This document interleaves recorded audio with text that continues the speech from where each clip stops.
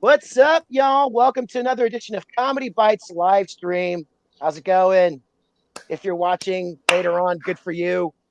We just did an impromptu stream just to, spread the word. We got, of course, Harmon Leon with his microphone, Brian Stoller with his dead mutant board ape napkin and his cool glasses. We got Doyle Brand there. IRL. Hey.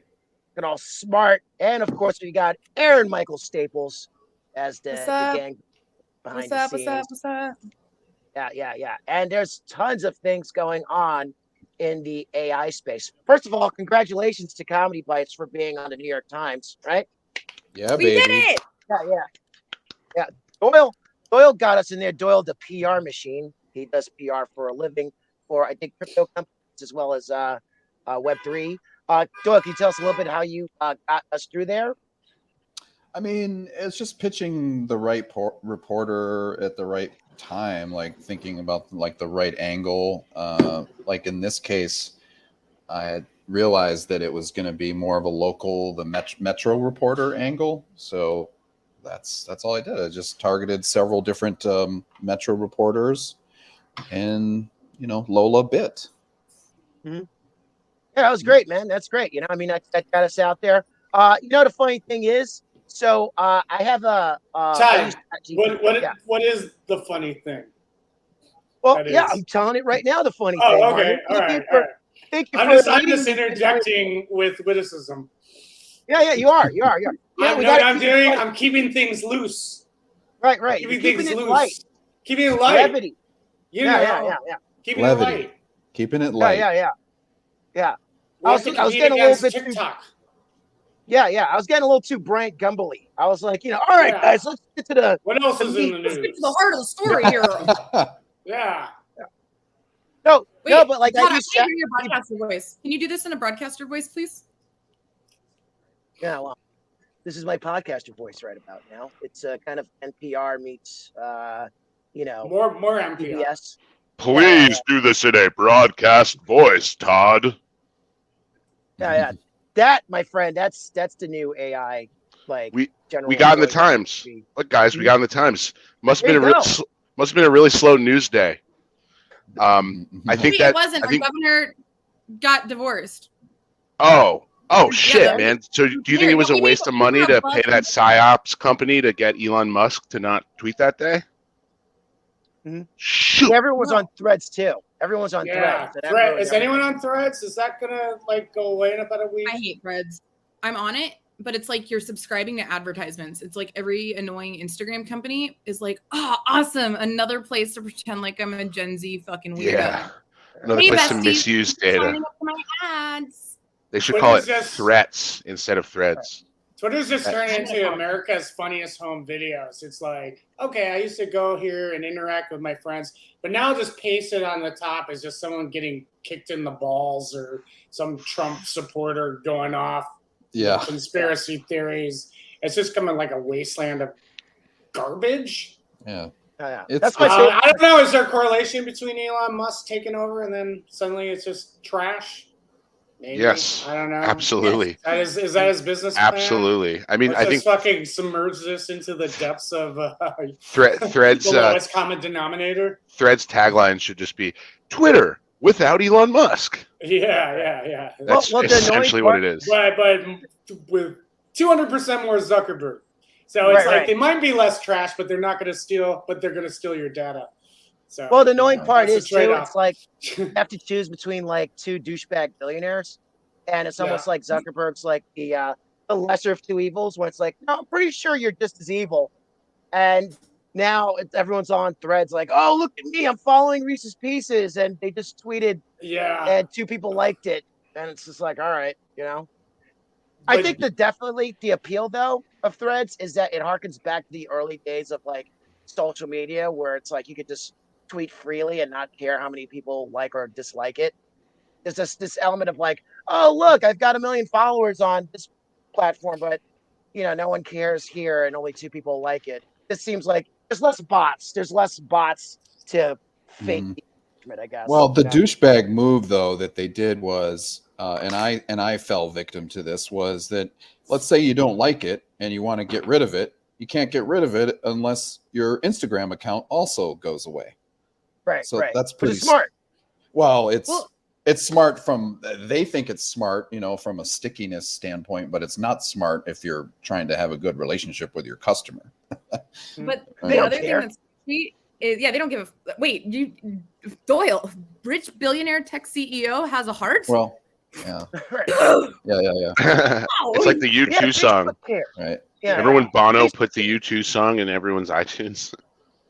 yeah. That's when you realize they really don't give a fuck. Wait. He actually did it. He was at the tech headquarters inserting it. What, time out. New idea to promote Comedy Bites. We actually need to befriend Elon, get Neuralink. Let's program Comedy Bites inside those brain chips that Elon's putting into people right now. Right. Brilliant. That's like 7 billion people. Right. Wait a minute. I'm sorry. Actually, I think Elon would be a good.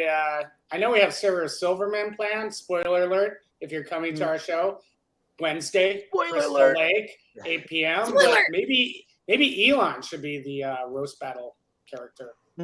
Well, we got about just real quick, some breaking news. This is literally hot off the press as of 15 minutes ago. Lola, the reporter at the New York Times, just emailed us.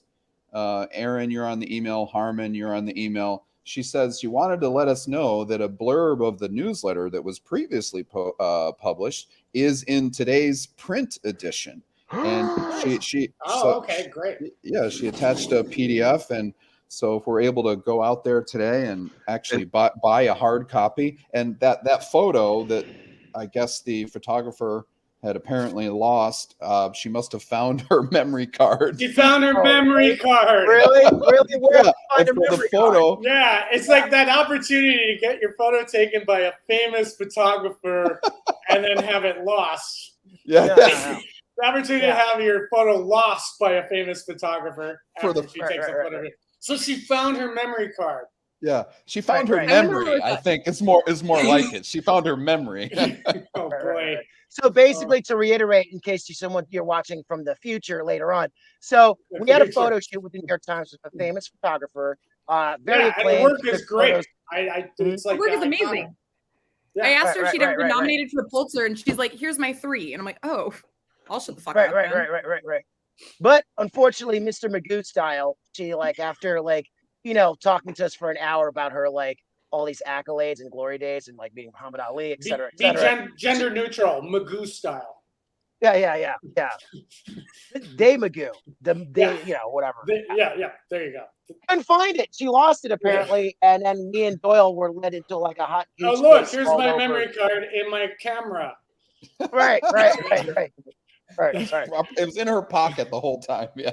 Right. Or in the camera. Yeah. Is this like a ploy from the New York Times? Is this like a ploy from the New York Times for us to buy the print hard copy? That's hey guys, what it is. You gotta buy it now. We want your picture, seeing it. It was cool. It was a very cool experience, and shout out to the New York Times for doing that. Yeah, no, it was cool meeting her, and again, iconic photographer. Mm-hmm. Yeah, that was really cool. That was great to meet her. I'm getting some stuff from that. I'm definitely getting some steak from that. So with ChatGPT, like I said earlier, I had an AIPN a section, right? And it got stalled for months because I couldn't fix it. There was a problem with generating. I think something happened. I think it was during the roast battle segments where I think I was saying, "Hey, Eric, can we do a little bit more meaner? A little bit more mean, but not offensive." And then it just broke the system and I couldn't fix it. And then I just got an email yesterday from an actual person saying from ChatGPT saying, "Oh, looks like we'll try to check it out and fix it." And then when I clicked on it today, it worked. So I don't know if there's a correlation, maybe the New York Times, maybe there's a Google alert, maybe there's I think we have some heat. I think are we movers and shakers in the AI industry? Are we the next big, hub of are celebrities going to comedy? Yes. Right. Comedy, yes. Right. Yes. In fact, we're the premier AI comedy show. Actually, get this. Check this out. I just Googled AI comedy, Yep. We're the second hit. Our Times article. Nice. Second hit. Yo, Nice. SEO. Take that. Let's go. Let's go. Let's go. Number one next week. What do we got? Who's got to take? Who do we got to kneecap? I mean, virtually SEO kneecap. Hit him in the SEO balls. This is being recorded, Aaron.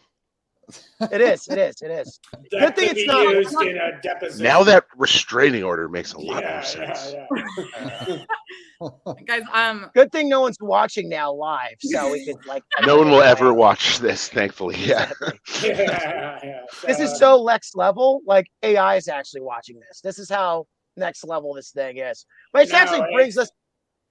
It's like Elon Musk bot watching us for future banning. Future banning. They're Glad like, I what are waited these for guys doing? I'm glad I waited for that quip, Harmon. I could drag it out slower if you want. The banning of this in time beyond now will be done. Twitter, Musk, future. I'll be there for you. So, hey, man, what do we got in store for Wednesday in the show?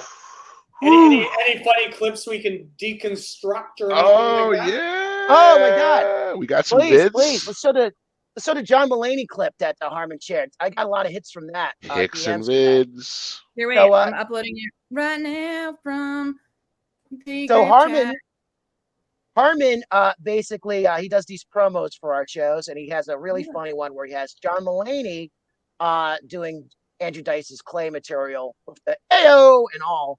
And it's interesting because before Harmon used actually like the celebrities' photos and likeness, and then he would like AI like the mouth to move. Yeah, so just the under the hood, I was using Adobe Character Animator, which is motion detection, face detection software. But now it's like getting easier. Like we've moved beyond facial detection to actual AI for creating these celebrity things. Mm-hmm. But you had an issue with like DID, right? Well, here's the deal. Should we show the clip and deconstruct, or deconstruct? Yeah, can then you show the clip? resend it in the group chat? Because I went to pull it up and it's somehow it's there in Telegram. I just sent it. Yeah, I'm in the Telegram chat scrolling it. Do you want me to send it right now? I'm right here. I'll resend it. Yeah, if you send it right now, I'll pull it up right now. Okay. Behind the hood. Behind the hood. Keep talking, Todd, about things we've done and all that. And here it is. Hey guys, how's Done that cool weather, huh? things. Yeah. So, anyways, so DID doesn't let you. I don't know how this software works, but any celebrity, it won't let you upload a celebrity photo to create audio with its mouth moving. It detects that for some reason. Probably because they're trying to. And also, maybe that's also a sign of being an A-list or D-list celebrity. It's like, oh, my photo went through. And I'm on this reality show. It wouldn't take Tom from MySpace. It wouldn't take Tom from MySpace? No, I tried to upload that iconic photo of Tom from MySpace. Yeah. And it wouldn't do it. It was like, this is a celebrity. I'm like, what? I know. Yeah. So anyways, what you can do is you go to Midjourney, but Midjourney is also paid. So I went to this site, Crayon AI. And again, if you do a deep dive, Little Miss Muffet sat on a tuffet. I got it. Oh no, go ahead. I could continue. All right, ready? You You can watch the video. 3, 2, 1, go. Little Miss Muffet sat on a tuffet, eating her curds and whey. Along came Miss Spider and sat down beside her and said, "Hey, what's in the bowl, bitch?" "Oh." Old Mother Hubbard went to the cupboard to get her old dog a bone. She bent over, Rover took over. She got a bone of her own. Oh.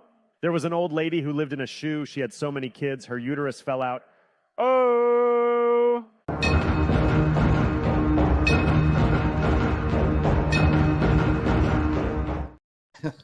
Oh! You know, I just saw Andrew Dice Clay a couple weeks ago. He opened for Bill Burr. Yeah. Oh wow! Yeah. Surprise opener too. Wow. Wow, Doyle, I thought you had bad taste. Yeah. Well, Bill Burr. Oh my God, he's not bad. Yeah, I mean, how could you not like Bill Burr?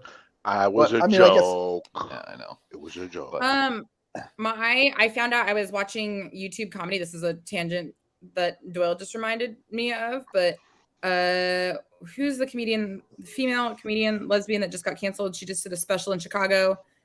Oprah. Oprah, yeah, that's one. Ashley Gavin. So I was like streaming the Ashley Gavin special to someone, and she's like, "Oh yeah, we were co-camp counselors in 3rd grade, or like, and mentored 3rd graders for like 3 summers together. That backwards hat has been there since the 3rd grade." And she was like, "Also, she was at my house like 2 weeks ago. You like talked, or like you were at the same party and talked to her apparently." And I was like, "Oh, so that's what? Why did her special get canceled? Oh, she got not her special getting canceled, but she was at a show and she does a lot of like crowd work, and she was like, "That's like why all people want to kill themselves. Like you should just go," and like went a little too far on the suicide stuff, and they had a reaction. She did handle it really well. She was like, I give her a lot of points for being like, you know, I pushed it too far. I'll own that. Like I was not in a headspace that I should have been doing that kind of jokes, and it's like, I was like, you know what? Mad respect. Still watch. I still love her stuff. She's someone I really enjoy. Can we use the John Mulaney effect with the anytime like? I mean, right now we got to make it John Mulaney. Ready? We'll just 1, 2, 3 it. Lead us off, Todd. Oh, 3, 2, 1. We'll just click it. I know Brian's just disgusted. There's a lack of communication happening right now.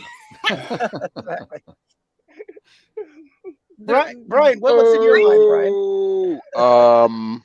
What is in my mind? A brain, some synapses, you know. So, Brian, I think you have like in store for us some Musk Zuckerberg Smackdown animation, possibly. Spoiler alert!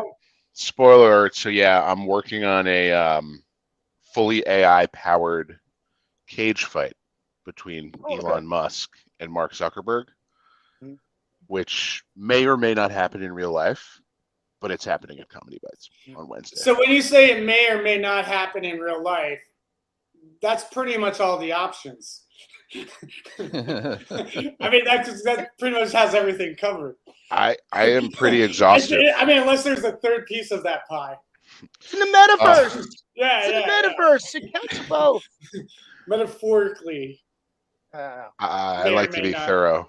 I'm pretty thorough. I think it covers it. Yeah. Mm-hmm.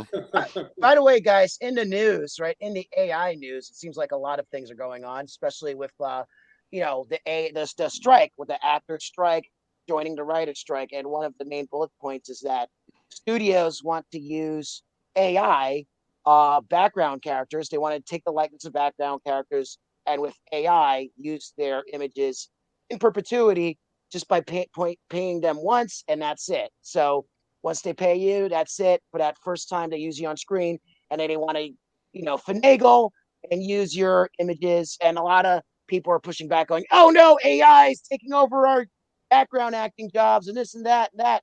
Part of me, I'm thinking also is like, why not just CGI all this background actors? Why even use AI in the first place if you really want to be that greedy? And that, I mean, they already have that in place. But like putting it out in the room right now, what do you think about that? Let's start with Doyle. Doyle's like thinking and looking in the sky right now.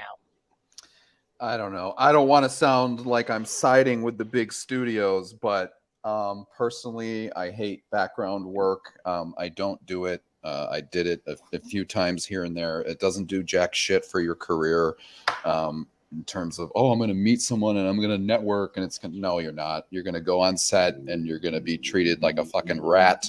And you're going to leave and you're going to get your pay. So I honestly, like, if I'm a humanitarian, I'm going to say, yes, okay, let's keep humans. Let's have them be background work. But they're not co-stars. They're not guest stars. They're not stars. They're background actors. As far as I'm concerned, it's okay to use AI for that.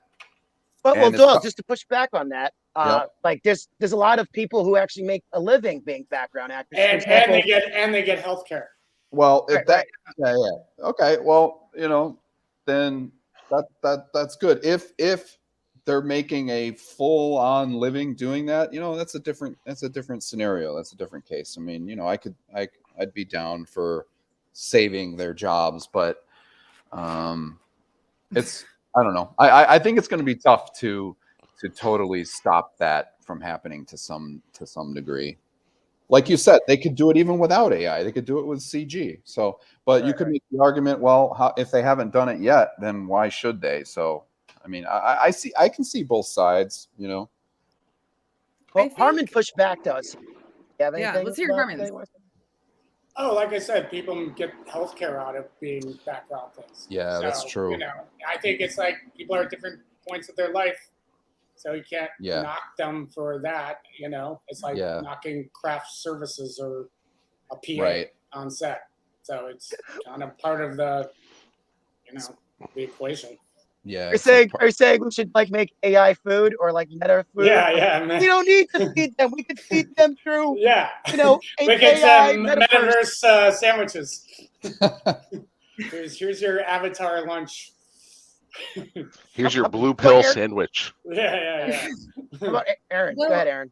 I was gonna say on that note, I think first off, I think this is just a call. I have a bunch of friends who are in WGA, so they've been striking for weeks, and was talking to people who are they know that I work in tech. So they're hitting me up. They're like, do you know freelance contract writing and whatnot? But it's overall, I think it's a whole call to the industry as a whole, and not just the media and acting industry. And call me a liberal shill or whatever, but damn it, don't we all just need healthcare or something? Because I have been in a position where I worked at a university and did shit jobs just to get health insurance. Did I like teaching undergraduate writing instruction? Fuck no. Did I but did I need health insurance because life? Yeah. And I think it's a call to the industry as a whole. So instead, I think personally, because AI is so hot right now and is interesting and is, really taking off right now in the world, it's quick to point fingers at AI. But I mean, even in a group chat among friends this morning, I was it got heated and was blah, blah, blah, AI is taking my job. And I was yo, do y'all even know what makes up AI? Or please explain, how is it taking your job right now? You're just doom glooming and reading the same bullshit that everybody else is reading. Spicy take, liberal shit. Yeah, and again, it might be used in different scenarios where, say, you have background extras, but you don't want to do your 17th century England period piece and afford the costumes, where you could have them still there and costume them via AI or something. Mm-hmm. That sort of. By the way, isn't it just strange how superstition has been morphed to the 21st century, where now people are oh, it's witchcraft, and now it's oh, it's AI. Oh, it's gonna it's gonna take over ruin my life. It's AI. Are you an AI sorcerer? It's just what?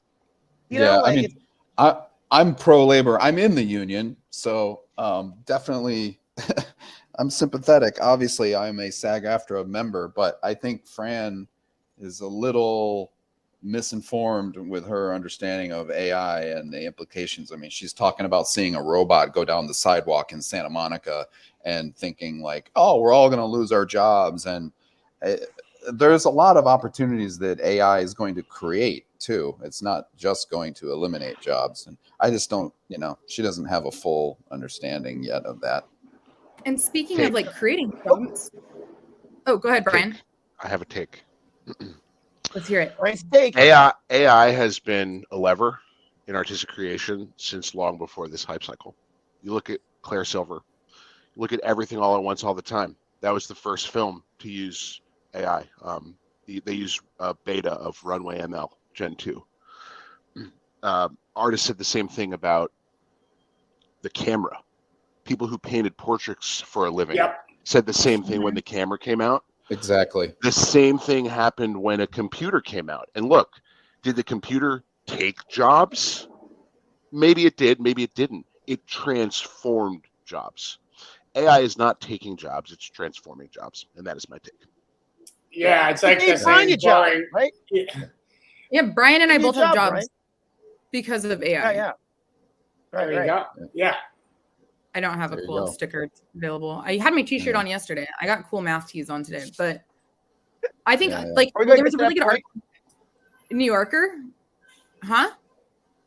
Oh, go ahead. I was gonna say there's a really good article in the New Yorker because all it's like computers where I play in my day job in this industry is like I work on the data labeling and data integrity. So like computers don't know like that's Brian or that's a whatever that stupid mixed sandwich is. I'm gangbang today. Like they can't identify, they don't understand that. So like there is actually people that have to go in and go, that is a McGangbang, that is a Brian, that is a pair of glasses, that is a bad take, and manually do that work, which is often replacing like yes it is like lower label positions but like they're still like OpenAI pays $15 to $18 an hour for those positions and roles and they even can be paid more if you're requiring context specific data. Like I wouldn't be able to tell you like it's often used a lot in healthcare, which they actually have to pay doctors as technologists to be like that is an eyeball vein because it does require that knowledge, but if you ever want to innovate on top of it you have to do that work somehow, and it's not just like it just isn't going to get done.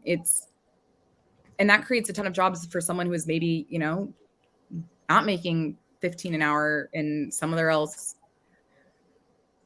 shitty job. Agreed. Yeah. I mean, we're not still riding around in horses and buggies, but the cars and the aviation industry, you know, they also created a whole slew of jobs as well. And for better or worse, yeah, we have global warming now because of cars a lot. But, you know, I think it's still a good point that Brian's making. Planes I too. can't wait we get to that point. I can't wait to get to that point. It's like AI's giving me too many jobs. AI's giving me all these jobs I have to do. I had less jobs before. Now I got to do more work. Thanks a lot, AI.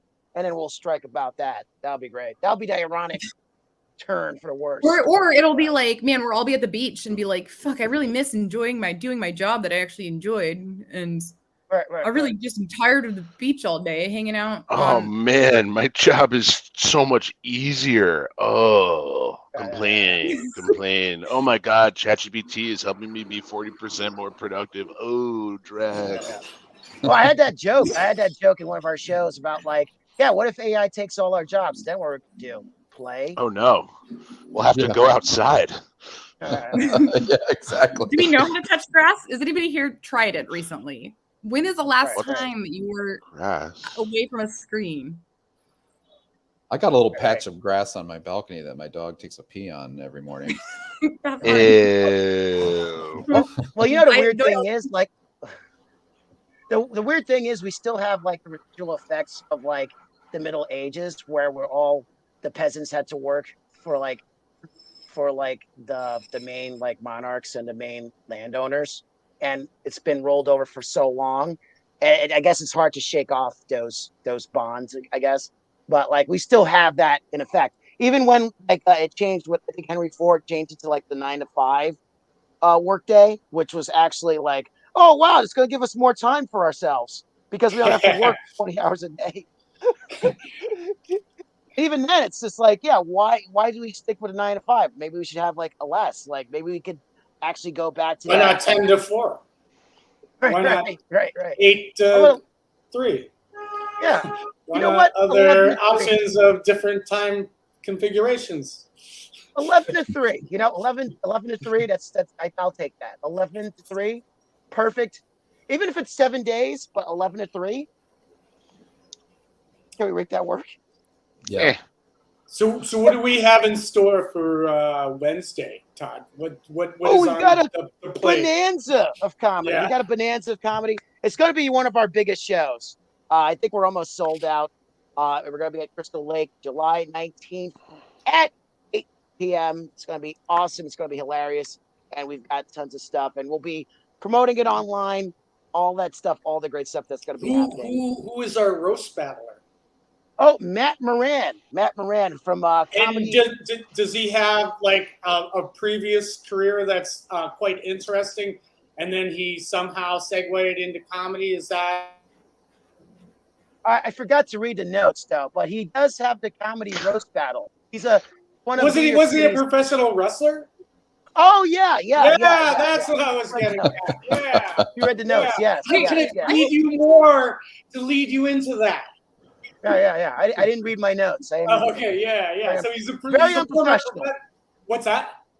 I'm very unprofessional today. Oh yeah. So he's a former professional wrestler, that segued into comedy, much like your Mick Foley's and what was it, Colt Cobain, I think. There's another. There are a few. Cabana?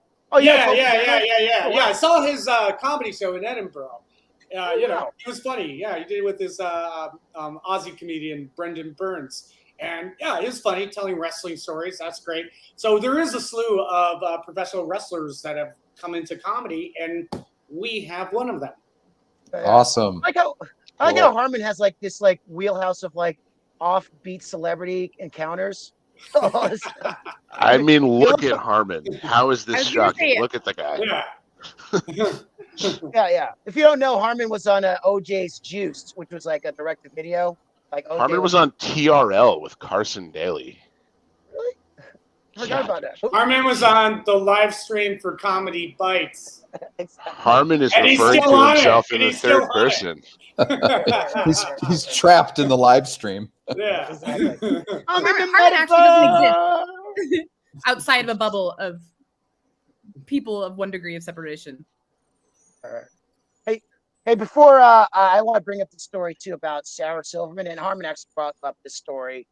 Sarah Silverman brought up. Oh, we've got 5 more minutes left with Aaron. Yeah. So we'll wrap up with.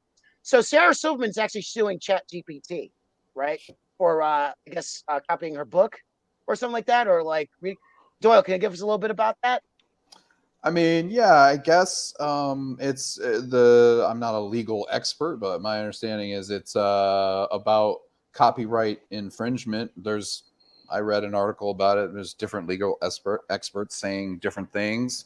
I don't know, it'll be interesting to see like how it plays out. I mean, I think personally, I fall on the side with some of the legal experts who say, yeah, it's fair use because copying a book or infringing on copyright is very different than training your AI with content. I mean, to me, it was reading the book. It was reading her book.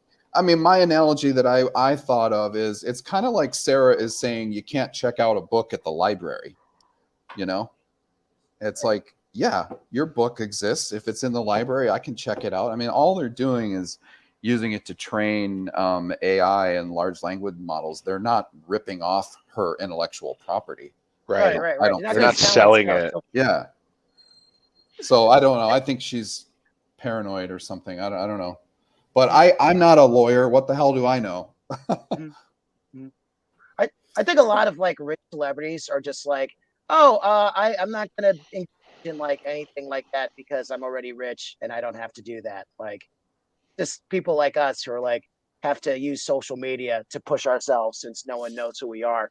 You know, it's easy to be a celebrity where it's like, oh, okay, everything's coming to me. I don't have to go to it. So I think when you get really wealthy, you get really paranoid about protecting your wealth, and so you feel threatened by everybody. Even if you have so much wealth, right? I mean, well, I don't know because because again, remember like about like 8 years ago when there was this guy, I think he was like a part-time minister, and he would just paraphrase Patton Oswalt jokes and put them up on Twitter as his own. And there was he wasn't a comedian. I think he was a pastor. So I do think there is some sort of correlation to that. You know, again, it's like he's not, and again, there was what's that guy, Big Fat Jew, the social media guy. Oh, how dare you, Harmon? No, that was his title. I'm Jewish, so I can do that. I've lost but anyways, weight, man. No, but he would just do screen grabs of comedians' stuff. Yeah. So again, I think there is a little bit of a correlation to that, not as a threat to wealth, but a threat to intellectual property. And if you're a comedian, that you want to be accredited for the work that comes out of your head. So there is that. It's not a question of wealth. It's not a question of wealth. And I think the other thing is like, to Harmon's point, it's like, I also like I think some creators or comedians or famous people with ideas, they can get a little too overprotective, but like, also I think it's so important, like, Fuck Jerry is a great meme aggregator account, but like none of that shit's original. Like you all just that's the name of the company. Yeah. And it's just like, screw you. If you're not going to give back, fuck those guys, man. They were just scumbags, man. They were just if you're going to come after us and ComedyBytes and steal our stuff, Fuck Yeah, Jerry, you yeah, should probably but do the so. point is, they were not only stealing it, they were making bank Money. off of stealing Mhm. the Right. So, Right. you know, if Sarah Silverman is coming Repurposing, in monetizing. and going, you know, someone else is being monetized off my content, there is an argument to be made on that. So, Yeah, I agree. But is with the Harm. AI sure. monetizing off that content? Yeah, but see, that's the thing. Yeah, It's I agree. not. I agree. Yeah, I don't think it is at this point, but I agree with what Harmon's saying there too. But it's like, you know, are they really monetizing it at this point? Is it really violating intellectual property? Are they really taking it and copying it and claiming that it's their work? I don't know. It doesn't. Right. And I get it guys. with Midjourney. Like if Midjourney can create a photo that's someone else's photo. yeah, that that's is actually more has the copyright in it. understandable. Yeah. So again, it's just like, you know, it's hard to define. But This yeah. is why we have Guys. lawyers. Yeah, Todd? Guys, we got to wrap up. Is We it got to time? wrap up. So Okay. yeah, it's Do we have- time. It's time. Do we People have got like day jobs. one final clip, maybe? One final clip, one final plug. I've got a Sarah Silverman one. The one that you sent, Brian, is still going, but I have a Sarah Silverman preview for us all if we want to check that out. Yeah. So she could sue us. Great. Give it up for Matt Moran, the man who went from headlocks to punchlines. I guess he realized that real pain comes from listening to his jokes. I got to give it to Matt Moran. He knows how to handle a heckler. I mean, he's used to dealing with people booing him even before he tells a single joke. Talk about getting body slammed by rejection. Sarah Silverman will sue us. Yay. Yay. All right. Hey, you know what? We're in the news. That's how we get to #1. It comes by kneecapping. You know what? That's how. Oh we get to yeah, number there one. you Yeah, go. You feed that to Strategy. PR people, and then it's Yeah, like Doyle's like gonna yell at me. Our yeah. internal PR persons. So Todd, where can people find us on Wednesday? Once again, Comedy Bites, July 19th, Wednesday at Crystal Lake. Check it out in Brooklyn. It's gonna be an awesome show. Also, hopefully we'll do another stream like this early next week before the show, maybe Tuesday or something like that afternoon. And yeah, we'll see you soon. We'll check out these clips online. Thank you very much. Comedy Bites. bye.